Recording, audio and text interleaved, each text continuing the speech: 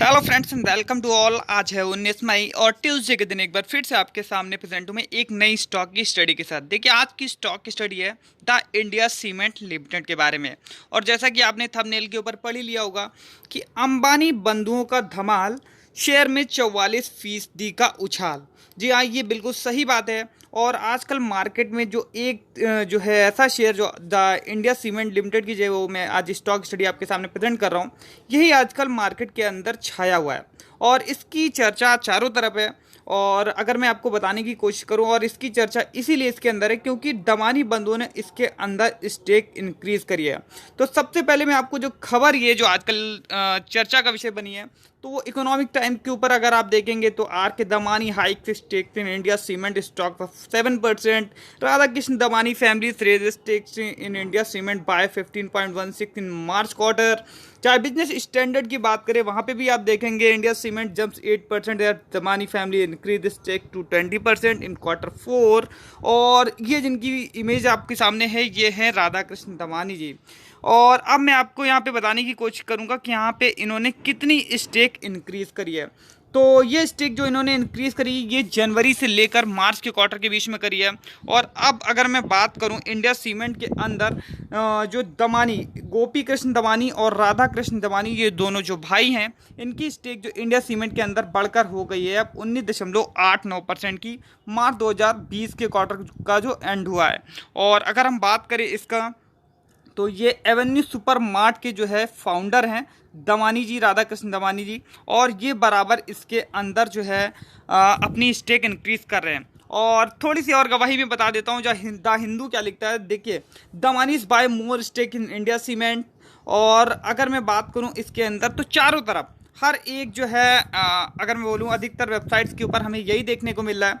तो ये हमें इसके बारे में जानने को बनता है कि आखिर क्या है इस इंडिया सीमेंट के लिमिटेड के अंदर जो कि दमानी बंधु इसके अंदर लगातार स्टेक को इंक्रीज कर रहे हैं। तो चलिए अब अपनी स्टॉक स्टडी को आगे बढ़ाते हैं और सबसे पहले जान लेते हैं कि द इंडिया सीमेंट आखिर जो है इनका व्यापार जो है कैसा है। तो देखिए द इंडिया सीमेंट जैसा कि मैं नाम से पता चला है इनका जो है सीमेंट के अंदर कारोबार है। और इनके कुछ जो आपको यहाँ पे नेम दिखाई दे रहे हैं इमेजेस के ऊपर, ये इनके जो है ब्रांड हैं सीमेंट्स के। और अगर मैं बात करूँ तो ये कई सारी सीमेंट के अंदर मैन्युफैक्चरिंग करते हैं जो कि अलग अलग नाम से हमें मार्केट के अंदर अवेलेबल हैं। देखिए राशि कंक्रीट नाम से, कोरोमंडल, SRPC, तो कई ऐसी सीमेंट हैं जो कि ये मैन्युफैक्चर करते हैं। और एक बड़ी बात जो यहाँ पे आप देख रहे हैं चेन्नई सुपर किंग, इसको तो आप जानते होंगे, ये इन्हीं की जो है टीम है इंडिया सीमेंट वालों की, जो कि हमें जो IPL के अंदर खेलते हुए दिखाई देती है। अब मैं आपको ज़रा स्टॉक स्टडी को आगे बढ़ाते हुए आगे बढ़ता हूँ और सबसे पहले मैं यहाँ पे ईयर टिल डेट का चार्ट लगा लेता हूँ। देखिए ये चार्ट है द इंडिया सीमेंट लिमिटेड का ईयर टिल डेट का, मतलब कि 1 जनवरी 2020 से लेकर आज तक 19 मई 2020 तक का ये चार्ट है। और इसके अंदर मैं आपको जो ये वेव बनती हुई दिखाई दे रही है, मैं आपको ये दिखाने की कोशिश कर रहा हूँ। और ये वेव हमें कुछ ऐसे बनती हुई दिखाई दे रही है। देखिए ये वेव जो हमें बनती हुई दिखाई दे रही है, इसके हम रिटर्न की सीधे बात कर लेते हैं। ये जो ईयर टिल डेट के रिटर्न है 66.88% के इंडिया सीमेंट के। और अगर मैं बात करूं, मैंने आपके सामने शेयर के अंदर 44% के उछाल की बात करी है। तो ये जो उछाल मैंने 1 जनवरी से लेकर 31 मार्च के मैंने आपके सामने लिखे हैं। अगर आप 3 महीने का डेटा देखेंगे तो उसके अंदर 44% का उछाल हमें इंडिया सीमेंट के अंदर देखने को मिला है। लेकिन यहाँ पे डेटा ईयर टिल डेट का आ रहा है, जबकि सेंसेक्स ने हमें करीब 25.88% के निगेटिव रिटर्न दिए हैं। तो ये बात आपको अब समझ में आ गई होगी। चलिए अब आप स्टॉक की स्टडी को आगे कंटिन्यू करते हैं। सबसे पहले स्टॉक के DNA की बात कर लेते हैं। देखिए इंडस्ट्री तो आपको पता ही चल गई होगी, सीमेंट एंड सीमेंट प्रोडक्ट्स बनाती हैं ये। मार्केट कैपिटलाइजेशन 3723 करोड़ की स्मॉल कैप स्टॉक है। बहुत ही छोटी कंपनी है और बहुत ही छोटा स्टॉक है, इस बात को समझने की कोशिश करिएगा। और इस बात को अगर आप समझेंगे तो स्टॉक स्टडी को अपने माइंड में जब आप आगे की ओर बढ़ेंगे तो इससे आप स्टॉक स्टडी को अच्छे से कर पाएंगे। PE रेशियो देखिए 3.31 का। देखिए एक छोटे से स्टॉक के अंदर PE रेशियो देखिए कितना बढ़ गया है। PE रेशियो बहुत हमें ज़्यादा दिखाई दे रहा है। डिविडेंड यील्ड करीब 0.068% का। और अगर हम इसके रिटर्न्स की बात करें पिछले 1 साल के अंदर, 1 साल की मैं बात कर रहा हूँ, सेंसेक्स ने करीब हमें 19.41% के रिटर्न दिए हैं, जबकि स्टॉक ने हमें करीब 24.39% के हमें पॉजिटिव रिटर्न दिए हैं। तो निगेटिव रिटर्न देता है हमें सेंसेक्स और स्टॉक हमें लगभग जो है 24.39% के पॉजिटिव रिटर्न देता है। तो स्टॉक बढ़िया है, मतलब परफॉर्मेंस कर रहा है पिछले एक साल के अंदर। चलिए और आगे बढ़ते हैं, अब जरा इसके हम नतीजे देख लेते हैं। सितंबर 2019 के क्वार्टर को दिसंबर 2019 के क्वार्टर से कंपेयर करेंगे और उसके बाद हम दिसंबर 2018 के क्वार्टर से दिसंबर 2019 के क्वार्टर से कंपेयर करेंगे। देखिए मार्च के क्वार्टर के हमें यहाँ पे नतीजे नहीं देखने को मिल रहे हैं, क्योंकि अभी इसके हमें नतीजे जारी होते हुए नहीं दिखाई दिए। देखिए हम सीधे सीधे बात कर लेते हैं यहाँ पे दिसंबर 2018 के क्वार्टर को दिसंबर 2019 के क्वार्टर में, और एक साल के अंदर देखेंगे स्थिति कैसी रही है। सबसे पहले बात करेंगे नेट सेल्स की। 1351.15 करोड़ की नेट सेल थी दिसंबर 2018 के क्वार्टर में, और दिसंबर 2019 के क्वार्टर में अगर बात करें तो 1244.28 करोड़ की हमें नेट सेल देखने को मिली है। और इसका मतलब सीधे सीधे यही है कि नेट सेल्स हमें गिरती हुई दिखाई दी है। अब हम सीधे बात कर लेते हैं इसके नेट प्रॉफिट के ऊपर। देखिए नेट प्रॉफिट की बात करेंगे जिससे हमें जल्दी जो है इसके बारे में जानकारी मिलती हुई दिखाई देगी। दिसंबर 2018 के अंदर ये प्रॉफिट के अंदर तो नहीं थे, ये नुकसान के अंदर थे। करीब 4.32 करोड़ का इनको नुकसान हुआ था दिसंबर 2018 के अंदर, और ये नुकसान 2019 में बढ़कर हो गया है करीब 8.79 करोड़ का दिसंबर 2019 के क्वार्टर में। जरा बात को गौर से समझिएगा, और नतीजे अगर आप समझ गए तो आप इसके अंदर बहुत अच्छे से स्टॉक स्टडी समझ पाएंगे। चलिए बात कर लेते हैं जरा सितंबर 2019 के क्वार्टर को दिसंबर 2019 के क्वार्टर, मतलब एक साल के अंदर जो क्वार्टर होते हैं 4, उसकी हम बात कर लेते हैं। और सितंबर 2018 मतलब 3 महीने के अंतराल में, 3 महीने के अंतराल में देख लेते हैं स्टॉक के अंदर क्या हुआ। सितंबर 2019 के क्वार्टर को दिसंबर 2019 के क्वार्टर से कंपेयर करेंगे। नेट सेल देखेंगे सबसे पहले 1269.40 करोड़ की नेट सेल थी सितंबर 2019 के क्वार्टर में, और दिसंबर 2019 के क्वार्टर में 1244.28 करोड़ की। इसका मतलब नेट सेल्स के अंदर एक बार क्वार्टर ऑन क्वार्टर में फिर गिरावट देखने को मिल रही है। और अब आ जाते हैं जरा सितंबर 2019 के क्वार्टर की नेट प्रॉफिट के ऊपर। तो 5.07 करोड़ का इन्हें नेट प्रॉफिट हुआ था सितंबर के क्वार्टर में 2019 में, और दिसंबर तक आते आते 3 महीने के अंदर इनका नेट प्रॉफिट नेट लॉस में बदल गया, और वो हो जाता है 8.79 करोड़ का। तो मतलब कि प्रॉफिट के अलावा हमें इनको लॉस होते हुए दिखाई दे रहा है। ये तब की बात है जब हमें मंदी की शुरुआत होती मार्केट के अंदर दिखाई देती थी, और अब जब महामारी का दौर चल रहा है, तो अब हमें जो मार्च के क्वार्टर आएंगे या आगे क्वार्टर में देखने को मिलेंगे, तब हमें इस बात को समझना पड़ेगा कि कंपनी कैसा परफॉर्मेंस कर रही थी। हालांकि पिछली अगर बात करें तो कंपनी का परफॉर्मेंस बिल्कुल भी अच्छा नहीं है। चलिए और आगे बढ़ते हैं, जरा इसके शेयर होल्डिंग पैटर्न आपके सामने दिखाने की कोशिश करते हैं, और यहाँ पे हम समझ लेते हैं किसकी कितनी हिस्सेदारी है। आपके सामने यहाँ पे चार्ट आपको समझ में आ रहा होगा, लेकिन फिर भी हम इसको डेटा पॉइंट्स के माध्यम से यहाँ समझते हैं, और यहाँ पे समझने की कोशिश करते हैं किसकी हिस्सेदारी इसके अंदर कितनी है। मेजॉरिटी शेयर होल्डर यहाँ पे नॉन इंस्टीट्यूशनल के पास है, प्लस प्रमोटर होल्डिंग करीब इनके गिरवी रखे शेयर जो है 27% के इन्होंने जो गिरवी रखे हुए हैं। म्यूचुअल फंड की अगर मैं बात करूँ करीब 37 स्कीमों ने पैसा लगा रखा है, और इसकी स्टेक करीब 2.70% की है। FIAs की अगर मैं बात करें 87 FIAs के अंदर इन्वेस्टेड है, करीब 12.85% की हिस्सेदारी FIAs की इसके अंदर है। प्रमोटर विथ हाईएस्ट होल्डिंग की अगर बात करूँ EWS finance investment private limited के पास है करीब 8.92% की, और highest public share holding Radha Krishna Damani, इस बात को जरा गौर से देखिएगा, जो यहाँ पे हाईएस्ट पब्लिक शेयर होल्डिंग आपको दिखाई दे रही है 10.29% की, ये बढ़कर अब 19.89% की हो गई है। हालांकि ये पुराना डेटा है, और यहाँ पर आपको जो है अभी स्टेक इंक्रीज होती हुई नहीं दिखाई दी है। देखिए जब तक हमें क्वार्टर 4 के रिजल्ट नहीं देखने को मिलेंगे, तब तक हमें इसके अंदर स्टेक अभी इंक्रीज होती हुई नहीं दिखाई देगी। इंडिविजुअल इन्वेस्टर की बात करीब 36.59% की हिस्सेदारी हमें देखने को मिल रही है। और आगे बढ़ते हैं, जरा शेयर होल्डिंग कंपैरिजन की बात कर लेते हैं, और यहाँ पर अगर हम कंपेयर करें दिसंबर 2019 के क्वार्टर में और मार्च 2020 के क्वार्टर में, मतलब दिसंबर से 3 महीने के अंदर, जनवरी फरवरी मार्च के अंदर 3 महीनों के अंदर किसने अपनी हिस्सेदारी बढ़ाई, किसने अपनी हिस्सेदारी घटाई। प्रमोटर के पास हिस्सेदारी अगर बात करें 28.24% की थी दिसंबर के क्वार्टर में, मार्च के क्वार्टर में भी 28.26% की है। मेरा मेनली मतलब यहीं पर है, देखिए म्यूचुअल फंड का अगर मैं बात करूं, यहाँ पे जो हमारे भारत के दिग्गज निवेशक होते हैं उन्होंने इसके अंदर स्टेक सेल करी है। इस बात को आपको भी समझना चाहिए। 11.10% की हिस्सेदारी दिसंबर के क्वार्टर में, और मार्च तक आते आते इन्होंने हिस्सेदारी के अंदर करीब 8.40% की स्टेक बेच डाली है। इस बात को समझिएगा आप।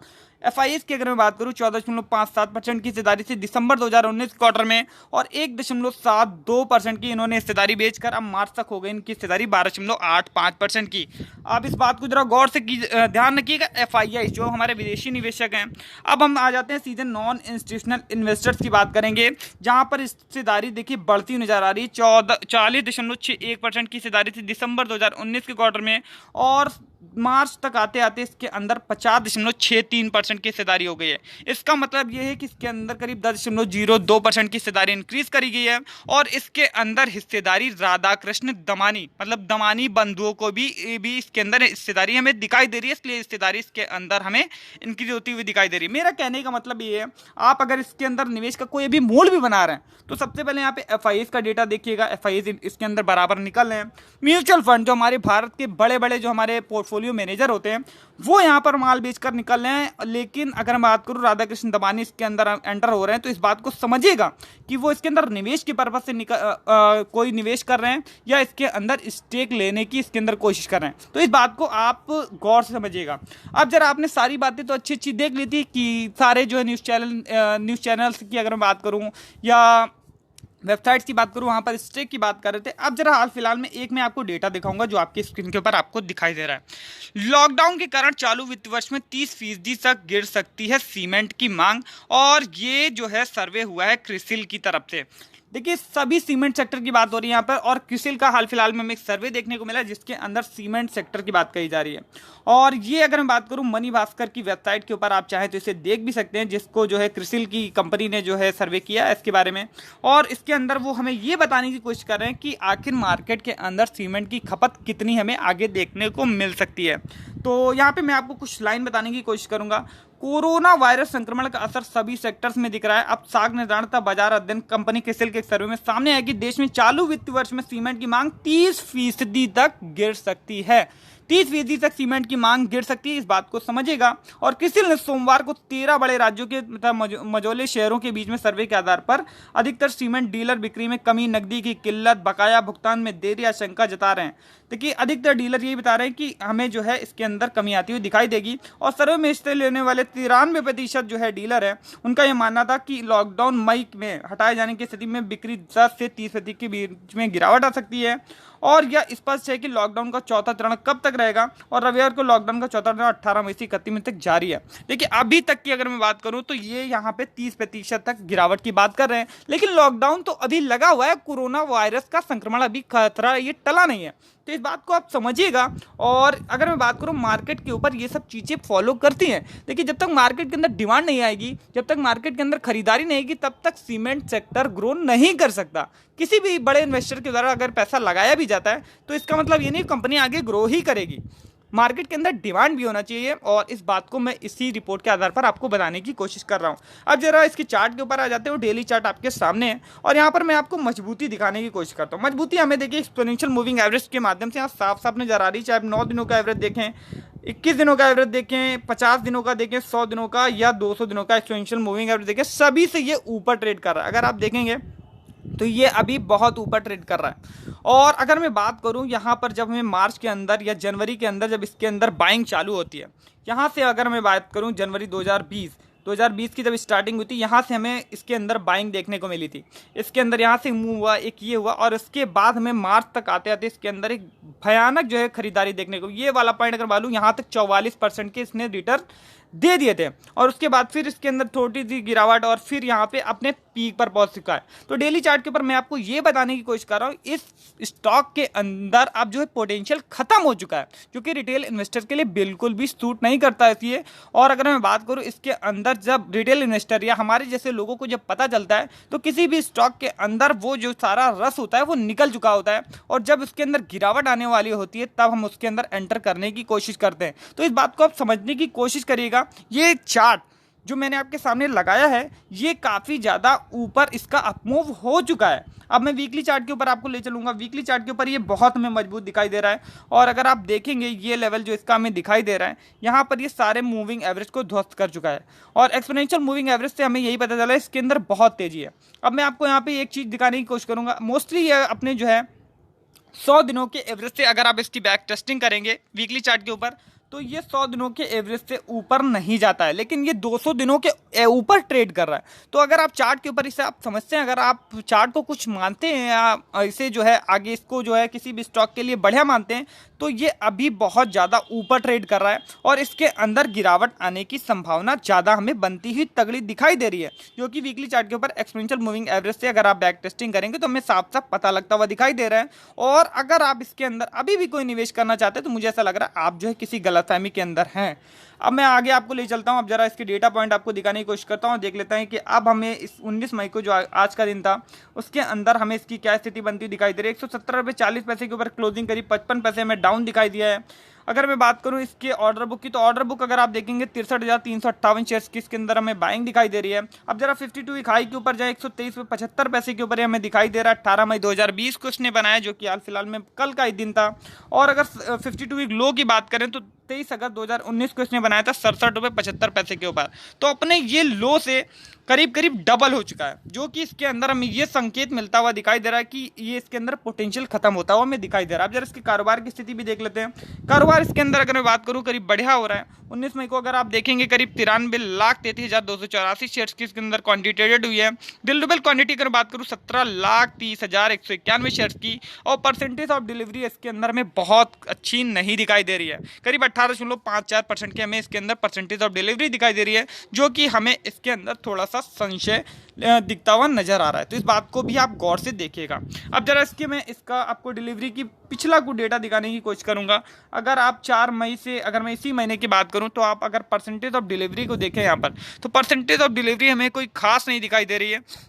और टोटल क्वांटिटी, अगर ट्रेडेड क्वांटिटी को आप हिसाब से देखेंगे तो परसेंटेज ऑफ डिलीवरी हमें गिरती हुई दिखाई दे रही है, लेकिन क्वांटिटी ट्रेडेड यहाँ पर बढ़ती हुई दिखाई दे रही है जैसे जैसे हम नीचे की ओर बढ़ते हैं, जैसे जैसे हम आगे की तारीखों की ओर जाते हैं। तो इस बात को भी गौर कीजिएगा। 31%, 42%, 23%, 28, 25, 15, 29, 33, 50, 21 और 12 और आज का 18% यहाँ पर अभी अपडेट होता हुआ नहीं दिखाई दिया। तो मेरा आपको दिखाने का मतलब यही था कि जैसे जैसे हम ऊपर की ओर, मतलब कि ये डेट अगर आप देखेंगे तो जैसे जैसे हम ऊपर की ओर बढ़ रहे हैं, मतलब 4 से 5, 6, 7, 8, 18 मई तक आते हैं, वैसे वैसे हमें यहाँ पे क्वांटिटी ट्रेडेड बढ़ती हुई दिखाई देती है और यहाँ पर जो है परसेंटेज ऑफ डिलीवरी घटती हुई दिखाई देती है। तो इस बात का ये संकेत है कि यहाँ पर जब डिलीवरी नहीं उठाई जा रही है तो इसके अंदर एक स्पेकुलेटिव पोजीशन बनती हुई दिखाई दे रही है। देखिए, मेरा आपको ये सब बताने का मतलब बस एक ही था कि यहाँ पर ये स्टॉक या हर कोई स्टॉक हर किसी के लिए सुटेबल नहीं होता। वो एक दमानी बिल्डर्स हैं और उनके पास वो जो पैसा लगाना चाह रहे हैं वो कंपनी के ऊपर नियंत्रण करने के लिए लगाना चाह रहे हैं। वो जरूरी नहीं वो निवेश के पर्पज से लगा रहे हो, स्टॉक नीचे जाए ऊपर जाए उनसे मतलब नहीं है।